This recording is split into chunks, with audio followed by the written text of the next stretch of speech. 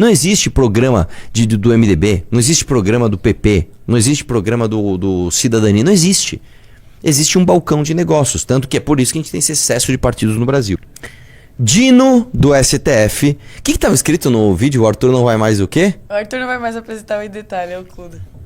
É porque eu tava... Dino do STF determina bloqueio de 6 milhões de reais de Eduardo Cunha por suspeita de desvio de emendas. Decisão ocorre após bloqueio de 119 milhões em bens do presidente nacional do PL, Valdemar Costa Neto, alvo da mesma operação. Eu já falei várias vezes isso pra você, cara. Duas coisas comuns de se fazer corrupção e difícil de pegar.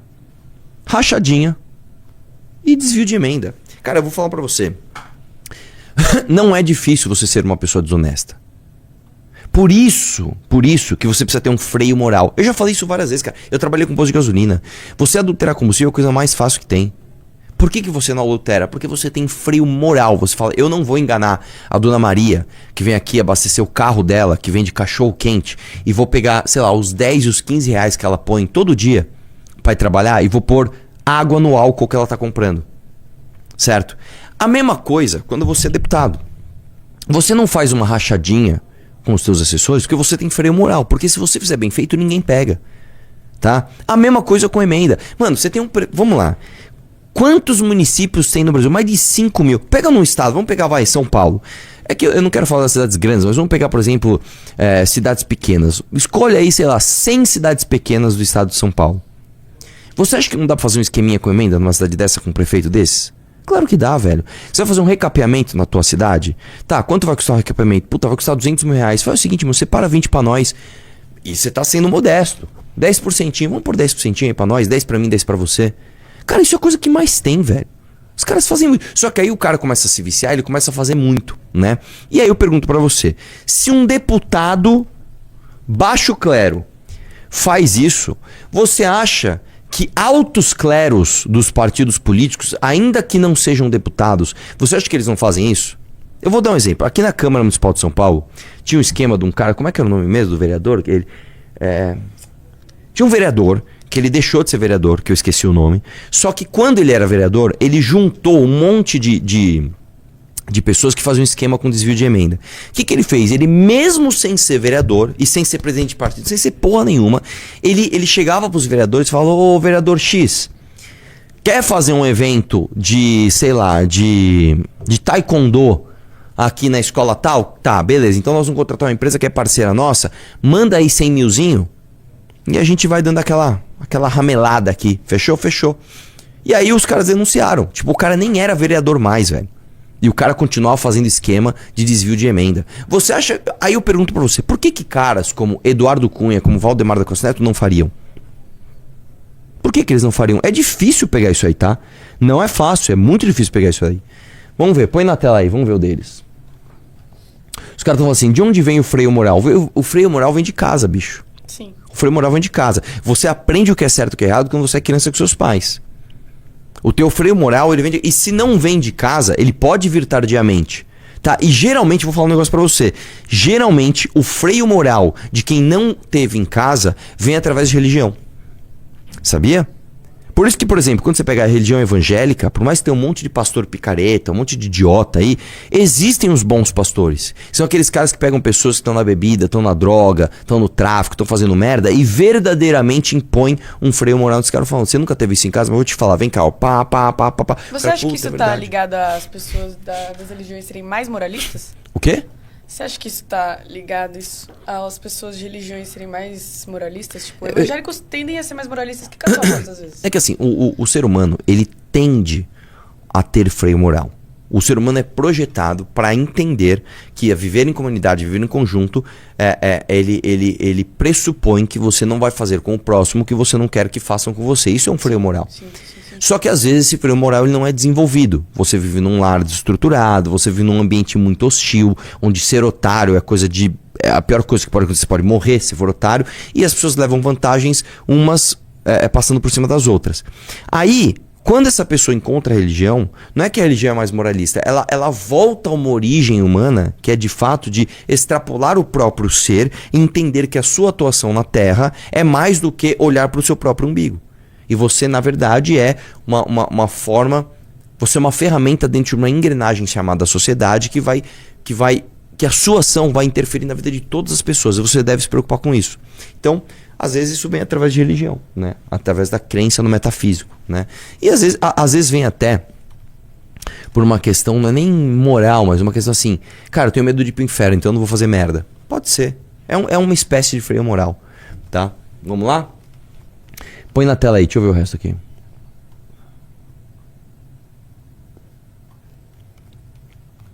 O Flávio Dino bloqueou 6 milhões e tal. Tá, desce aí. Olha lá. Segundo a decisão, foram identificados o desvio de ao menos 29 emendas parlamentares em proveito de Cunha. Elas somariam 6,15 milhões em recursos públicos, valor do bloqueio determinado por Dino.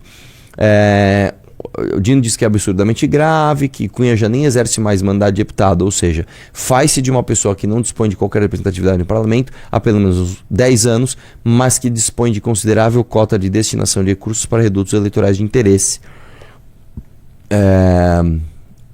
Aí tá aqui, o conjunto de elementos já permite concluir que Eduardo Cunha opera como agente privado com poderes públicos, políticos equivalentes ou até superiores de parlamentares em exercício. Tá, eu queria ver quais são o conjunto de elementos, né? Aqui, ó. A operação revela que Cunha usava uma servidora da Câmara para destinar recursos conforme seus interesses em sintomas inequívocos do cometimento de crimes e de peculato. A prestadora referida é a Mariângela Fialec, conhecido como Tuca, que foi assessora do ex-presidente da Câmara, Arthur Lira, e que também é uma das acusadas de destinar recursos de interesse do presidente nacional do PL, Valdemar Costa Neto, alvo na mesma operação. Desce um pouquinho. Desce um pouquinho. Desce mais. Desce mais. Desce mais. Bom, não tá aí, né? Mas tinha uma mensagem na Mariângela aí, no caso do Valdemar, né? Falando, acho que o Valdemar vai mandar 24 pro turismo. Tem isso aí? A gente vai ver isso? Não, porque isso tá na primeira matéria. Porque a primeira matéria a gente viu na semana passada. Mas você quer? Posso pegar agora. Vamos lá, próximo. Os caras estão falando, quem gosta do Neymar tem freio moral? Sim. Sim? Depende de qual o critério, né? Até porque eu gosto do Neymar no sentido futebolístico e não no sentido pessoal da vida dele. E eu acho meio você ficar misturando as coisas. Tipo, eu gosto do Neymar no sentido pessoal. Acho que ele toma decisões ruins. Mas no sentido futebolístico, eu não acho que ele seja uma pessoa ruim. E o Neymar é gato? Não.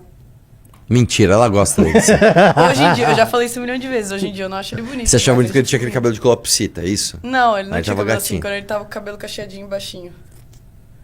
Na época que ele namorava a Bruna Marquezine. Tá bom. Vamos lá, põe na tela. Valdemar nega desvio de emendas e diz que nem se acertasse na Mega Sena teria 119 milhões de reais. Vamos lá. Lembrando que é o seguinte, não significa que quando você desvia o valor da emenda, todo o valor desviado vai para você mesmo, porque você precisa pagar uma galera, né? Então vamos lá. A gente viu no áudio da assessora da Valéria Bolsonaro. Elas estavam mandando uma emenda de 300 mil reais, onde era 100 pro prefeito, 100 para ela. Não é que os 300 era para ela, só 1/3, né? Desce um pouquinho. Sim, eu tô gripada. O presidente nacional do PL diz que não desviou coisa nenhuma, não sei o que lá. Desce aí. Desce aí. Eu tenho um vídeo dele, inclusive, falando. Você quer ver? Quero ver, vamos ver. Eu sou fã do Valdemar. Eu tô louco pra acreditar nele. Vamos lá, vamos lá. Não dá play, só põe na tela. A cara que ele tá.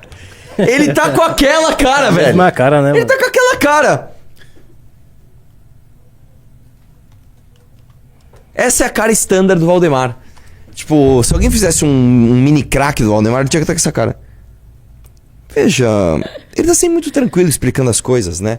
O Valdemar sabe que, irmão, ele pode fazer o que ele quiser, ele pode ser ladrão do mensalão, ele pode desviar a emenda, ele pode, sei lá, juntar o Silas Malafaia pra falar. Ele pode fazer o que ele quiser, velho. Vai lá, dá play. Bloquearam 119 milhões mas nem que eu tivesse acertado na Mega Sena eu ia ter um dinheiro desse. 119 milhões é o montante das emendas. Então ele fez um bloqueio porque tinha um acontecimento na Câmara há tempos atrás que eles queriam dar uma verba para cada presidente de partido. Eu fui contra, porque eu nunca tive problema com que os deputados sempre me cederam verba e nós temos, como nós temos uma bancada. O que ele tá falando é o seguinte: ceder verba significa o seguinte: o presidente do partido vai destinar alguma coisa, tá? Isso é outra coisa também que eu vou te explicar de bastidor, tá? Existe uma corda que cada um puxa pro lado, que é o seguinte: o parlamentar geralmente quer mais poder parlamentar. O presidente do partido, que às vezes também é parlamentar e tem os seus parlamentares muito ligados a ele, querem mais poder pro partido. Eu lembro que teve uma discussão, eu lembro que era até com a Renata Abreu, cara. A Renata Abreu era uma das maiores advogadas dessa causa. Que eu não lembro exatamente o que era, mas que o parlamentar ele não poderia mudar de legenda em hipótese alguma. Tinha alguma coisa assim. Porque no Brasil, o nosso sistema legislativo, ele é pensado através de partes, chamadas partidos. O problema é que no Brasil os partidos não seguem linha ideológica, né? Eu vou te dizer uma coisa: você pega na Argentina, por exemplo, eu tenho quase certeza que na Argentina é assim, mas se não for, muitos outros países são assim. Quando você vota, você não vota no parlamentar, você vota na lista fechada do partido. Então você vota no partido A e o partido A tem os seus deputados. E eles vão ordenar quem vai entrar, tá? E não é você que vai dar o voto direto para aquela pessoa. Aqui no Brasil, por conta da ditadura, a gente ficou tão traumatizado em não poder votar na pessoa que você quer, que a gente tem um sistema presidencialista, ou seja, você vota no presidente e você vota na pessoa do partido. E a gente tem esse negócio chamado lista proporcional voto proporcional de lista aberta, onde os partidos vão lá e pegam os votos das figuras populares e distribuem na sua chapa.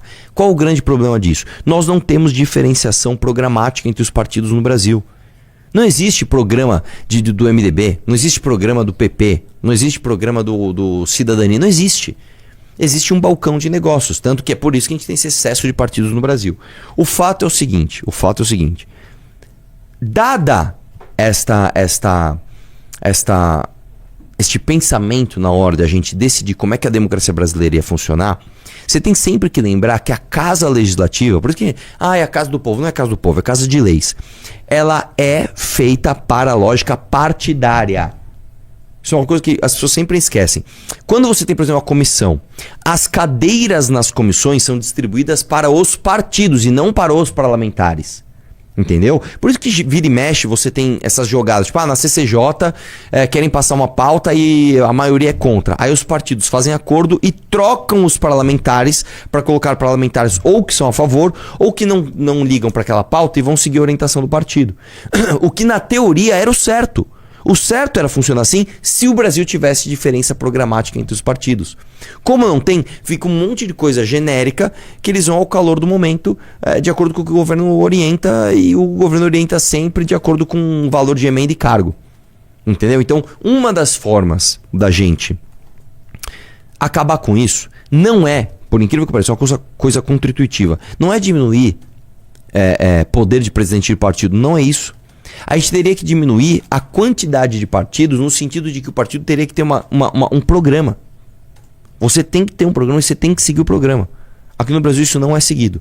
Tá? Então o que o Valdemar está explicando é que, olha, quiseram dar uma verba para os presidentes de partido, e o Valdemar falou, mano, pra que eu vou querer isso se eu tenho o maior partido de todos, com a maior parte das pessoas altamente dependentes de mim? Então beleza, eu vou fingir que eu sou contra porque eu mando nesses caras. Ou você acha, sei lá, que fala qualquer deputado do PL puxado aí, de algum estado X. Você acha que esse cara não obedece o Valdemar, não quer ele mandar? Vai obedecer sim, vai lá, volta lá. Olha essa cara feia que ficou do Valdemar. Ele é lindo, eu amo ele. Mas, Valdemar, te amo, seu gostoso, maravilhoso, lindo. Você é de direita, você é de esquerda, você é de centro, você é tudo. Você é onipresente na política brasileira. O Valdemar desperta o lado homossexual de Arthur. Que isso? Vai lá. Da grande, nós temos muitas comissões. Essas comissões, por exemplo, Comissão da Saúde é nossa, do Turismo é nossa, Relações Exteriores é nossa. Todas essas comissões têm recursos de emendas. Pausa. Isso é outra coisa. Vamos lá, você tem 4 tipos de emendas parlamentares. Você tem a emenda parlamentar do parlamentar. Você tem a emenda de bancada. Então, ó, tem uma bancada temática aqui, a bancada do agro. Tem emenda para o agro. Você tem as emendas de comissões. Então tem a comissão da saúde, da comissão do sei lá, que é assim, cara, é ridículo que isso aconteça. E você tem as emendas de relator, que se chama de emendas de relator, que é onde rouba pra caralho. Aqui é onde rouba mais, tá? O lance é o seguinte, como é que funciona a democracia brasileira? Imagina que você é um hospital. Aí você tem lá um hospital e o seu hospital precisa de X por mês para se manter. O governo te manda uma fração desse X. O outro X, você tem que ir lá mendigar no Congresso para os parlamentares mandarem emenda, para as bancadas mandarem emenda e para as comissões mandarem emenda. Cara, é humilhante. Eu vou te falar, na Lesp, como é que funcionava? Eles mandavam umas gostosas lá, né, com uns brindes de hospital, pra ficar puxando o saco do deputado, e deputado se achava. Mesmo, você tinha que ver como os caras se achavam.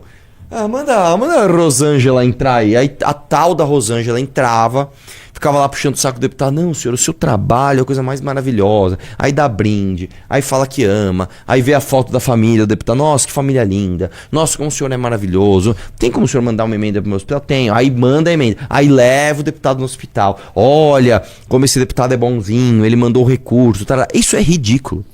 Isso é ridículo. Isso é um absurdo. Isso é um completo absurdo. Emenda parlamentar tem que acabar. E vamos lembrar, por que você tem emenda parlamentar obrigatória? Porque antes, quando você não tinha, só os amigos do governo destinavam emenda. Então o cara que era amigo do governo, ele falava assim, olha como eu sou legal, eu sou o deputado João, eu tô trazendo emenda aqui do governo porque eu sou amigo do governo e eu estou trabalhando por você. E os de oposição ficavam ferrados. Aí, não, vamos solucionar esse problema, vamos dar emenda pra todo mundo. Aí o deputado de oposição também pode fazer a mesma coisa que eu tô fazendo. Olha como eu sou legal, eu trouxe emenda aqui pra você. Qual que deve ser a lógica? Tem que acabar, tem que proibir. Acabou a emenda. Não existe. O orçamento brasileiro, ele deve ser executado a partir de critérios técnicos, não de critérios políticos. Eu vou dar um exemplo de como isso afeta a saúde especificamente. Quando você pega, por exemplo, saúde municipal, principalmente de grandes municípios, pequenos, como o pequeno município, ele é fisicamente pequeno, você põe um posto de saúde, as pessoas têm acesso a esse posto de saúde. Quando você pega uma cidade grande, por exemplo, Campinas, São Paulo, Guarulhos, você precisa pulverizar o atendimento de saúde na rede básica. Então, o primeiro atendimento é do município. A lógica é de pulverização, você tem que estar mais próximo da ocorrência. O problema é, como você tem a construção desses pontos muito mais pensados para a região do político que vai ficar mandando emenda para lá e não para o critério técnico de atendimento da maioria da população, você tem distorções. Aqui em São Paulo, cara, eu lembro quando eu estudei essa pauta para ser candidato a prefeito, era um absurdo. Você tipo tinha assim, vou dar um exemplo, vamos supor que aqui dá para ver os quatro. Imagina que você tem aqui 4 bairros. Aí esse bairro tá cheio de gente com problema. Aí os caras punham um ponto de saúde aqui. Mas esse aqui não tem mais. Por quê? Porque o vereador aqui era muito forte, ele pôs um ponto aqui e ficava jogando emenda dele para esse... Cara, isso é ridículo. Isso é ridículo. Tem que acabar a emenda parlamentar. Tá? Os critérios de execução de orçamento têm de ser técnicos. E os critérios de distribuição de recurso de fundo eleitoral e fundo partidário têm que ser a partir das avaliações técnicas de performance desses políticos. Entendeu? Então vamos lá, eu tenho esses 4 bairros para cuidar. Eu preciso melhorar a saúde desse bairro para que aí eu receba mais fundo eleitoral. Aí eu vou pensar, onde eu vou colocar o ponto de saúde? Foda-se que esse cara aqui é mais forte do que esse cara desse bairro. Foda-se. Se as pessoas estão aqui, eu vou colocar aqui, porque eu vou melhorar a gestão, vou melhorar os índices e aí eu vou ter o estímulo financeiro para fazer propaganda. Quando você põe emenda parlamentar e de tudo quanto é tipo, emenda de presidente, emenda de bancada, emenda de relator, você deixa mais politicamente a decisão e menos técnica. Por isso que você tem que acabar com a emenda. Acabar, entendeu? Põe na tela aí, vai lá. Eu sugiro, o pessoal vem pedir para mim, eu sugiro que eles deem para tal município, tal município, tal município. Nunca, o Flávio Dino não tá discutindo com a gente as emendas, porque podia ter uma emenda lá para um órgão suspeito, ele deve ter investigado tudo, lógico, ele sabe que isso não acontece. Agora, ele fez isso por causa da cota que queriam dar para os presidentes, que ele é contra e nós somos contra também. E isso nós vamos resolver logo, eu não tenho dúvida disso. O seu jurídico está confiante, né, nessa defesa? E isso pode atrapalhar a campanha eleitoral em termos regionais, por exemplo, aqui na região? Não, veja bem, a repercussão que teve na mídia foi por causa do trabalho do PT. Trabalho do pessoal do governo contra a gente, porque eles têm força, porque eles estão com a máquina na mão, eles teve uma repercussão absurda. Ontem o Jornal Nacional deu de abertura e sem me ouvir, porque sempre vai ouvir outro lado. Deviam ter me ouvido. Pausa. Nisso ele tem razão. Isso ele tem razão. Não importa que reportagem você vai fazer, você tem que ouvir o outro lado. Você tem que ouvir o outro lado. Vai lá. Agora eu vou explicando com jeito. Agora, antes, quando eu estava vindo para cá, para a reunião, o Hugo Mota me ligou, presidente da Câmara, já fez uma nota oficial, deve fazer o Senado também, porque isso que eu fiz é fazer política. Não tem nada de errado lá. Se tivesse alguma coisa errada com essas comissões e tal, com esses recursos, não existe isso. Ele sabe que não tem. Então eu acredito que a gente resolve isso em breve. Isso agora. O que aconteceu? A esquerda, como o Lula deu uma queda, eles aproveitaram isso para descer a madeira em mim. Todos os jornais do Brasil hoje deram de manchete. Folha, Estadão, Globo, Correio Brasilense, todos deram de manchete. Quer dizer, é o pessoal da esquerda, é o pessoal que está dominando o governo, que está trabalhando para derrotar a gente. Não vão conseguir derrotar desse jeito. Nós vamos ganhar as eleições e vamos pôr o país para andar novamente. Bom, vamos lá. Não, Valdemar, não é trabalho da esquerda você sair em todas as manchetes do jornal. Você é dono do maior partido do Brasil, né? Você é dono do partido que tem a candidatura do Flávio Bolsonaro, né? Então, não dá pra falar, não, é culpa da esquerda. Não, cara, né? Não. Agora, vamos lá. Mesmo que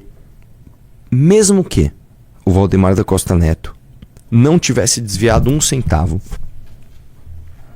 você acha correto 119 milhões de reais de emendas passarem pela decisão política de Valdemar da Costa Neto? É o que eu tô falando, cara. Mesmo que ele não fosse corrupto, mesmo que ele fosse o cara mais honesto do mundo, a decisão de execução de orçamento não pode ser política assim, não pode. Deixa eu fazer uma pergunta. Ele é presidente de partido. Por que ele tem acesso a esse tipo de coisa? Porque tem, vamos lá. Mesmo que ele não seja... Vamos supor que eu sou presidente do partido e aí eu tenho aqui o Aloysio querendo ser candidato e você querendo ser candidata. Aí eu chego pra você, Heloísa, vem cá. Eu vou te dar aqui R$1 milhão de fundo. E pra Aloysio eu vou dar qualquer merreca. Só que você vai ser a minha parceira quando você ganhar a eleição. Aí você ganha a eleição. Quando você ganha a eleição, você sabe que seu mandato se deve a mim. Você sabe que eu é que destinei o recurso. A minha pergunta não é isso. Presidente de partido tem acesso a dinheiro de emenda? Não, ele diretamente não. Mas ele chega no deputado que tem. Ô, Heloísa, deputado, é o seguinte. Você tem quanto de emenda esse ano aí pra executar? Puta, tem 1,5 milhão ainda. Então é o seguinte, desses 1,5 milhão, 500 mil você vai mandar pra esse hospital que eu tô pedindo aqui, tá? Tá bom. Entendi. É assim então não que passa funciona. diretamente pela mão dele, é algo... Exatamente. Sim. E aí o que acontece?